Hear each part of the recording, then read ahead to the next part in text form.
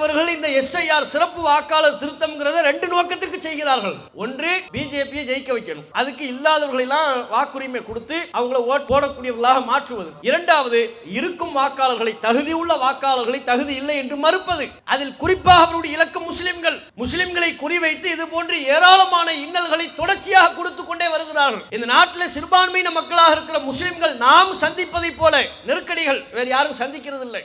பாகிஸ்தான்கார ஏதாவது பண்ணிட்டான்னா உடனே நம்ம கிட்ட மைக்கை நீட்டி நீ யாருன்னு கேட்பாங்க. நீங்க இந்தியரா, நீங்க இந்த செயலை ஆதரிக்கிறீங்களா, எதிர்க்கிறீங்களா? அவன் அநியாயம் பண்ண அதுக்கு நாங்க எப்படி பொறுப்பாவோம்? அந்த அயோக்கிய பையன்ட்ட போய் கேளு. அவன் எதை செய்தாலும் இங்குள்ள முஸ்லிம்களை குற்றப்படுத்துவது, இங்குள்ள முஸ்லிம்களின் தேசப்பற்றை நிரூபிக்க வேண்டும் என்று கட்டாயப்படுத்துவது, அவர்களின் கலாச்சாரங்களை நம்மின் மீது திணிப்பது, மாட்டிறைச்சி சாப்பிடக்கூடாது, ஹலால்னு சர்டிபிகேட் தரக்கூடாது, பள்ளிவாசல் பாங்கு சப்தமா இருக்கக்கூடாது, வட மாநிலங்கள் அவ்வளவு அட்டூழியங்களை செய்து கொண்டிருக்கிறார்கள் முஸ்லிம்களை குறிவைத்து. புல்டோசரை கொண்டு இவ்வளவு பெரிய ஒரு தெருவுல நடுவுல உள்ள ஒரு வீட்டை மட்டும் இடிக்கிறான், முஸ்லிம் வீடு. கேட்டா என்னவா?